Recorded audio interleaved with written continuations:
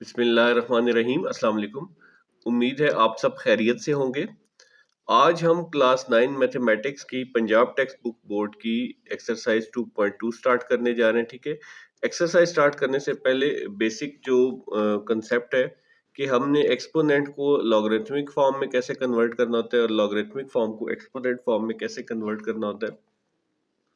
तो ये exponent form है जो ऊपर हमारे पास लिखी है, b की पावर y is equal to x। ठीक है, अब इसके अंदर आप ये देख रहे होंगे कुछ एरोज लगे हुए हैं। ठीक है, इसकी लॉगरिथमिक फॉर्म इसी की क्या होगी, इसमें बेस सेम रहती है। ठीक है, log b। ठीक है, ये बेस है हमारे पास। जो इस साइड पे x है हमारे पास, ये इस साइड पे शिफ्ट हो जाएगा, इसकी पावर बन जाएगा, और इस साइड पे जो y जो पावर बना हुआ था वो इस साइड पे आ जाएगा। ठीक है, ये जो है लॉगरिथमिक फॉर्म में कन्वर्ट हो जाएगी। ठीक है, या इसको आप इस अंदाज से भी समझ सकते हैं कि ये जो b है ये अपनी जगह पे ही रहता है। ठीक है, ये y जो इसकी पावर है और ये x है, इन दोनों की जगह आपस में इंटरचेंज, यानी कि y जो है वो x की जगह पे और x जो है वो y की जगह पे आ जाएगा। ठीक है, इसको आप ऐसे लिख सकते हैं, log x to the base b। ठीक है, यानी कि ये x इस तरफ था, ये इधर आ गया, इज इक्वल टू y, और y इस तरफ था, ये इस साइड पे आ गया। तो ये जो है हमारी लॉगरिथमिक फॉर्म। अगर लॉगरिथमिक फॉर्म में कन्वर्ट करना हो वापस इसमें एक्सपोनेंट फॉर्म में, तो अगेन इन दोनों की x और y की जगह सिर्फ चेंज होगी। ठीक है, चलते हैं पहले क्वेश्चन की तरफ। Express the following in logarithmic form. ये हमें कुछ एक्सपोनेंट फॉर्म्स दिए हुए हैं, इनको हमने लॉगरिथमिक फॉर्म में कन्वर्ट करना है। ठीक है,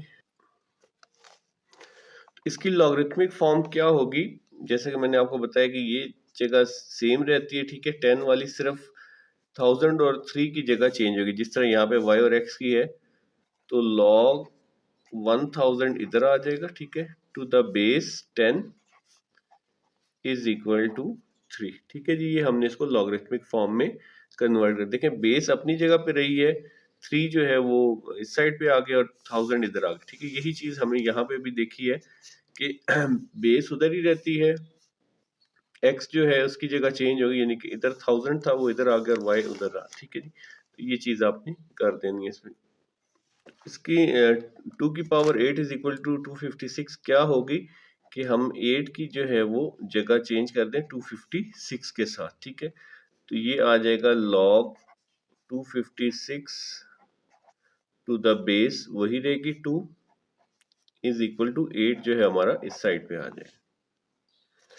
पार्ट 3 में हमारे पास 3 की पावर -3 इज इक्वल टू 1/27 है। ठीक है जी, इसको हम इधर शिफ्ट कर देंगे। ठीक है, और 127 को हम -3 से रिप्लेस कर लेंगे। ठीक है, इसको आप इस तरह लिख सकते हैं, log 1/27 टू द बेस 3, और -3 जो है दूसरी साइड पे आ जाएगा। ठीक है,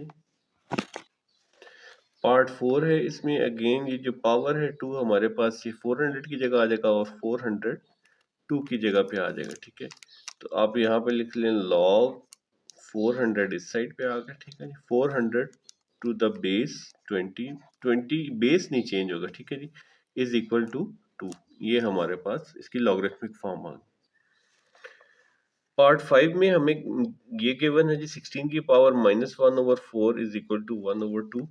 इसको भी अगेन हम जो है वो 1/4 को 1/2 की जगह और 1/2 की जगह 1/-4 की जगह 1/2। तो यहाँ पे आप लिख देंगे log 1/2 इस साइड पे आ जाएगा टू द बेस 16, बेस की वही जगह रहेगी, इज इक्वल टू -1/4 आ जाएगा। ठीक है, पार्ट 6 में हमें 11 की पावर 2 इज इक्वल टू 121। तो 2 की जो है वो 121 की जगह आ जाएगा लॉगरिथमिक फॉर्म में, और 121 जो है वो 2 की जगह पे आ जाएगा। ठीक है जी, ये इनकी जगह चेंज हो जाएगी। तो यहाँ पे आ जाएगा log 121 इस साइड पे आ जाएगा टू द बेस 11 वही रहेगा, इज इक्वल टू 2 हो जाएगा। पार्ट 7 के अंदर p is equal to q की पावर r। तो अब यहाँ पे अपने क्या करना है, इसमें परेशानी ना, इसको रीअरेंज कर लेना है, q ओवर r को इस साइड पे ले आना है। ठीक है जी, q की पावर r is equal to p। ठीक है, और इन दोनों की जो है वो अब क्या हो जाएगा, r की जगह पे p और p की जगह पे r। ठीक है, इन दोनों की जगह चेंज हो जाएगी। तो log p इस साइड पे आएगा to the base Q, Q वही रहेगा, इज इक्वल टू आर। ठीक है, ये इसकी लॉगरिथमिक फॉर्म। 32 की पावर -1/5 इज इक्वल टू 1/2 हमारा लास्ट पार्ट है। अब इसमें भी -1/5 जो है वो आ जाएगा 1/2 की जगह, और 1/2 जो है वो आ जाएगा -1/5 की जगह पे। ठीक है, तो यहाँ पे आप लिख सकते हैं log 1/2 to the base 32, base same है, इज इक्वल टू -1/5। ठीक है, ये हमारा लॉगरिथमिक फॉर्म में कन्वर्ट हो। क्वेश्चन नंबर 2 में कह रहे हैं जी express each of the following in exponent form. ठीक है, अब जो हमने ऊपर किया था क्वेश्चन 1 में उसका ऑपोजिट है, यानी कि अब हमें लॉगरिथमिक फॉर्म में दे दिया है। ठीक है, जैसे कि log x to the base b is equal to y, तो इसको हमने एक्सपोनेंट की फॉर्म में करना क्या है, वही आपने जो इस साइड पे लिखा है उसको आपने इधर शिफ्ट कर देना, यानी कि y जो है वो इधर आ जाएगा और x जो है वो इसकी अपोजिट साइड पे आ जाएगी, तो ये एक्सपोनेंशियल फॉर्म में कन्वर्ट हो जाएगी। ठीक है, तो पहला जैसे कि हमारे पास क्वेश्चन है log 125 to the base 5 is equal to 3, इसको हम एक्सपोनेंट फॉर्म में क्या करेंगे, 3 जो है इधर आ जाएगा, 5 की पावर 3 इज इक्वल टू 125। ठीक है, अगर आप इसको सॉल्व करें तो ये 5 को 5 टाइम 5 की पावर 3 का क्या मतलब है, 5 आपस में 5 टाइम्स मल्टीप्लाई हो रहा है, यानी कि 5 मल्टीप्लाई बाई 5 मल्टीप्लाई बाई 5, 5 5 25, 25 5 125। तो एक्सपोनेंशियल फॉर्म जो है वो दोनों आप इस तरह से सॉल्व करके चेक भी कर सकते हैं। ठीक है, अच्छा जी, पार्ट 2 में भी हमने बिल्कुल सेम उसी तरह से करना है कि जो यहाँ पे 16 है इसको हमने इधर 4 की जगह पे और 4 जो है वो 16 की जगह पे, यानी कि इन दोनों की जगह आपस में इंटरचेंज हो जाएंगे। ठीक है, जैसे कि यहाँ पे x और y है तो y इस साइड पे आ गया और x इस साइड पे आ गया, तो इसको यहाँ पे लिखेंगे एक्सपोनेंशियल फॉर्म जो है ये क्या आ जाएगी, x जो है बेस हमारी सेम रहेगी जिस तरह यहाँ पे b है, x जो है वो आ जाएगा 4 इज इक्वल टू 16 आ जाएगा। ठीक है, 16 इधर और 4 इधर। ठीक, पार्ट 3 है हमारे पास, ये है जी, इसमें भी 1 और 0 जो है इनकी जगह आपस में क्या हो जाएगी, इंटरचेंज हो जाएगी। ठीक है जी, तो बेस जो है वो सेम रहेगी, तो बेस हमारे पास क्या है जी 23, 0 इसके ऊपर आ जाएगा इज इक्वल टू 1 आ जाएगा। ठीक है, अच्छा यहाँ से एक और चीज़ आप लोगों को ये अंडरस्टैंड रखनी है, या अक्सर आपको ये चीज़ काम आएगी कि किसी भी चीज़ का किसी भी नंबर की पावर जो है ना 0 हो, ठीक है, वो किसके इक्वल होता है, वो 1 के इक्वल होता है। ठीक है, 23 की पावर 0 है तो वो भी 1 के इक्वल है। आप इसको कैलकुलेटर्स पे चेक भी कर सकते हैं, चाहे 100,000 हो उसकी पावर भी 0 जो है वो 1 के इक्वल, तो ये एक रूल जो है आपको यहाँ से समझ में आ जाएगा। ठीक है, पार्ट 4 की जानिब बढ़ते हैं, तो यहाँ पे है जी log 5 to the base 5 is equal to 1। ठीक है जी, इसकी भी जगह आपस में इंटरचेंज हो जाएगी, क्या आ जाएगा 5 की पावर 1। ठीक है, 1 इधर आ गया और ये 5 इस साइड पे इज इक्वल टू 5। ठीक है, अच्छा यहाँ से भी आपको एक और लॉ जो है या एक और रूल जो है वो अंडरस्टैंड करना है या याद रखना है, ये भी आपको काम आएगा।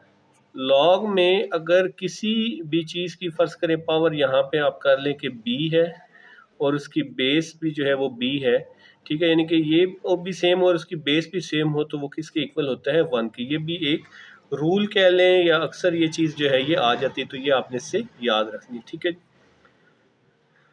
अच्छा जी, पार्ट 5 की 5th पार्ट की जाने बढ़ते हैं, तो यहाँ पे है जी log 1/8 की to the base 2 is equal to -3।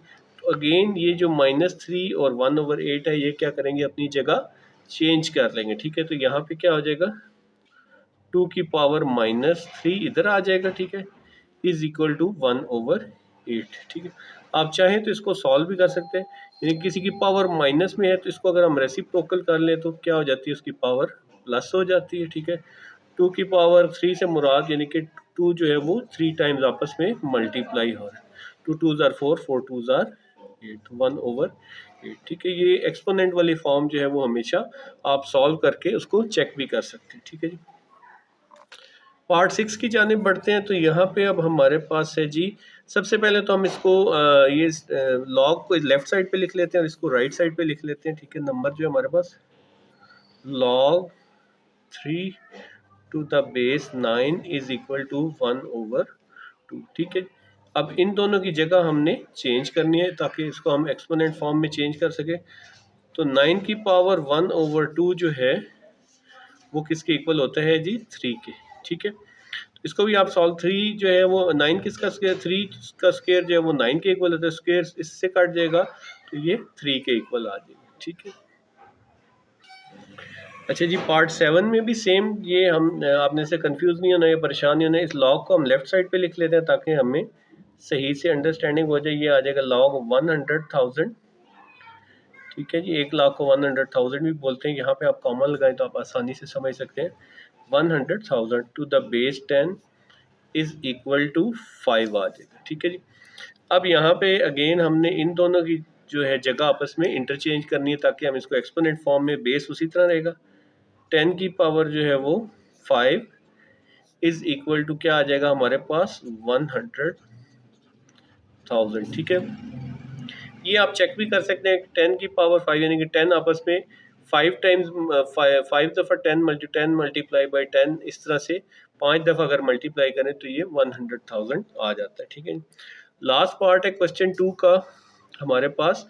Log 1/16 to the base 4 is equal to -2। अब अगेन इन दोनों की जगह क्या है आपस में चेंज होगी ताकि हम इसको एक्सपोनेंट फॉर्म में बना सके। तो ये आ जाएगा 4 की पावर -2 इज इक्वल टू 1/16। ठीक है, तो ये भी आप इसी तरह सॉल्व, यानी कि इसको आप अगर हम रेसिप्रोकल कर लें तो 4 की पावर प्लस में आ जाएगी। 4 का स्क्वायर क्या होता है? 16, 1/16। तो ये हमारी एक्सपोनेंशियल फॉर्म के अंदर आ गई। ठीक है, इसके साथ ही हमारा क्वेश्चन 2 जो है वो कंप्लीट हो गया। क्वेश्चन नंबर 3 की तरफ आ जाएं तो यहाँ पे कह रहे हैं जी कि find the value of x in each of the following. ठीक है, अब यहाँ पे हमें तमाम चीज़ें जो है लॉगरिथमिक फॉर्म में दी होंगी। ठीक है, सबसे पहले तो हम इनको क्वेश्चन 2 की तरह एक्सपोनेंशियल फॉर्म में कन्वर्ट करेंगे। ठीक है, जब वो वंस कन्वर्ट हो जाती हैं तो फिर हम उसको सिंप्लीफाई करके सॉल्व करके जो एक्स की वैल्यू है, अननोन वैल्यू, वो हम फाइंड आउट करेंगे। ठीक है, सबसे पहले वही मेथड है जी कि जो ये जगह है इनकी आपस में एक्सचेंज हो जाएगी। एक्स इस साइड पे आ जाएगा और वाई इधर चला जाएगा। ठीक है, तो यहाँ पे भी ये मैं एरो बना देता हूँ। 3 इस साइड पे आ जाएगा और 64 ऑपोजिट, एक्स उधर ही रहेगा। ठीक है, तो एक्स की पावर हो जाएगी जी 3 इज इक्वल टू 64। ठीक, अब हमने यहाँ पे क्या करना है? हमने एक्स की वैल्यू मालूम करनी। ठीक है, तो दो सिचुएशन हो, जब भी आपके पास ऐसा है आप इसको पहले, सबसे पहले हम इसको फैक्टराइज कर लेंगे। ठीक है, 64 की फैक्टर्स बना लेते हैं। 64 जो है हमारे पास ये आ जाएगा। वैसे तो प्राइम फैक्टर्स बनते हैं लेकिन हमें क्योंकि 3 की पावर चाहिए तो हम 4 पे करके इसको देखते हैं। 16 4s are 64, 4 4s are 16 and 4 1 is 4। ठीक है, अगर आप प्राइम फैक्टर्स भी बनाते हैं तो अगेन वो 2 जो है वो 6 टाइम्स आ जाएगा, उसको फिर आप क्लब कर लेंगे तो ये आ जाएगा। ठीक है, तो ये हमारे पास 4 जो है 3 टाइम्स आ गया, तो हम यहाँ पे लिख देते हैं इसकी जगह पे 4 की power 3 is equal to X की पावर 3। ठीक है, अब जब आपके पास पावर सेम आ जाए या बेसिस सेम आ जाए, ठीक है, तो जो है अगर जैसे यहाँ पे एक्सपोनेंट्स जो हैं वो इक्वल हैं तो बेसिस भी जो है वो क्या होंगी? इक्वल होंगी। ठीक है, आपकी बुक में तो जस्ट इतना सा साइन डाल के इन्होंने इसी को आंसर कह दिया है। ठीक है, यानी कि यहाँ पे उन्होंने क्या देना है जी? x is equal to 4। ये जो साइन है ऐसे एरो के साथ, इसका मतलब होता है इम्प्लाइज। ठीक है, यानी कि ये इम्प्लाई करता है। ठीक है, बुक के अंदर जो एग्जाम्पल है उसमें तो इस तरह से ये लिखा हुआ है। ये सिर्फ आपको लिखने के लिए बताया, जस्ट ऐसे डाल के कि इसका मतलब है कि अगर पावर सेम है तो बेसिस भी सेम होंगी। ठीक है, यहाँ पे आप बेहतर ये है कि एक छोटी सी लाइन ऐड कर दें।